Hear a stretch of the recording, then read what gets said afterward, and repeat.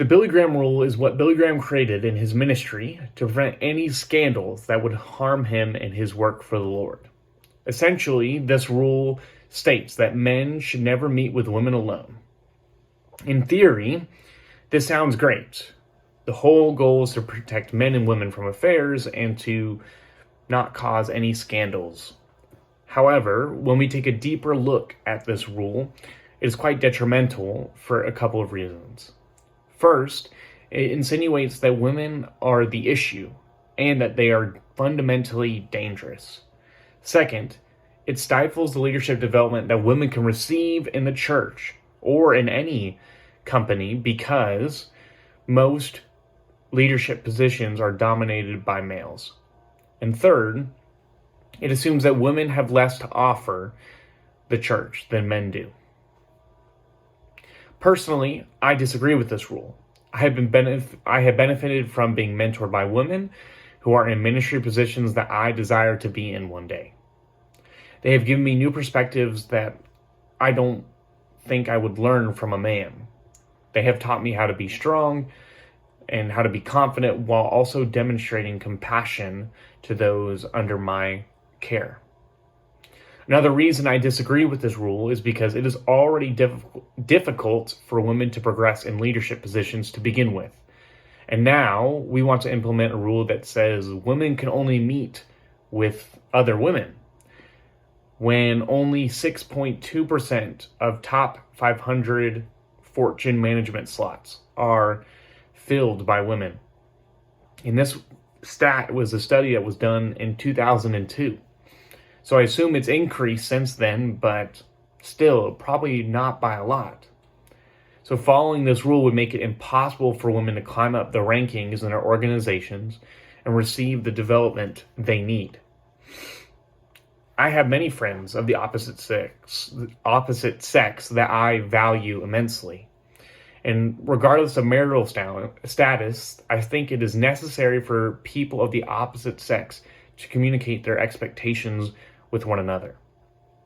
I think going as far as to say that men can only meet with men and women can only meet with women is foolhardy. I don't think that is productive. I think there's a lot to be learned from men and women interactions.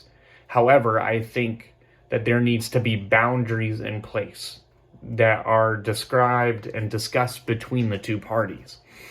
A lot of the articles we read focused on people who are in marriage and having their relationships, and some of the things that they talked about were not keeping any secrets from your spouse, and if you're going out with someone of the opposite sex to hang out or do something that you need to inform your spouse and all these things. And honestly, I think those are great ideas.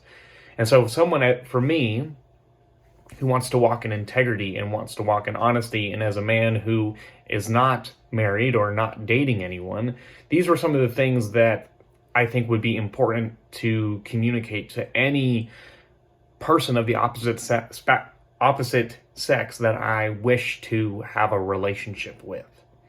So the very first thing I wanted to state was just, I would not hang out with anyone of the opposite sex past 10 o'clock. The later it gets at night, the greater chance there is for us to do something dumb. And I want to avoid that. Our brains get tired, we have lapse of judgment, so I want to avoid that as much as possible. Second, since I don't have a spouse, I would communicate with trusted friends and pastors every time I hang out with a person of the opposite sex. Now, it's difficult in a culture that values privacy to want to say that, but vulnerability and honesty help create integrity in our lives. And so for me personally, I want to invite my friends and my pastors into this situation and go, here is the person I'm hanging out with, and this is what we're going to do, and this is what we've done for the day.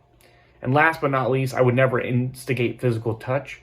I don't want to hug the opposite spouse or shake their hand unless they are the one that initiates it. With all the sexual harassment stuff going on today, I want to avoid that as much as possible.